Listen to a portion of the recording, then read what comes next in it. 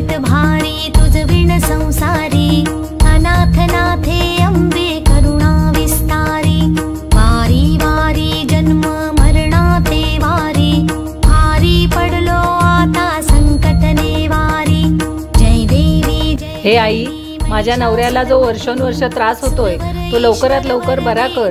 तुझ्या कृपाशीर्वादाने त्याचा आजार नाहीसा होऊ दे आणि आम्ही जोडीने तुझ्या पायाशी येऊन ओटी भरू अशी मी तुला प्रार्थना करते।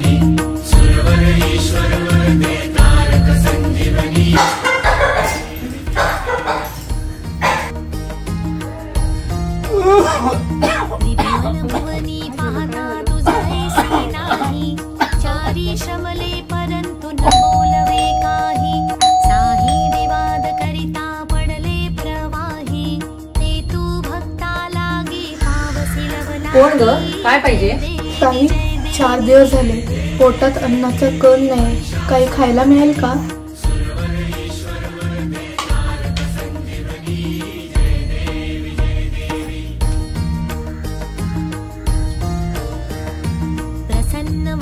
ताई, काय झालं? खूप चिंतेत दिसतात। काय सांगू बाय, आमच्या यांची ना तब्येतच बरी नाही। किती उपचार केले, किती दवाखाने केले, पण काळीजा म्हणून गुण नाही। आता देवी आई काय करायचं ते बघे। एवढंच ना, जा बोलवायचं त्यांना। अगं नाही ग, त्यांना नीट अंथरुणावर उठता पण येत नाही। ओ ताई, बोलवा त्यांना। तारक संजीवनी, जय देवी जय देवी, जय देवी जय देवी महिषासुरमर्दिनी। उठ बाळा, हा देवीचा आशीर्वाद आहे, तू बरा झालायस। बरं बाई, बघते त्यांना उठता येतंय का।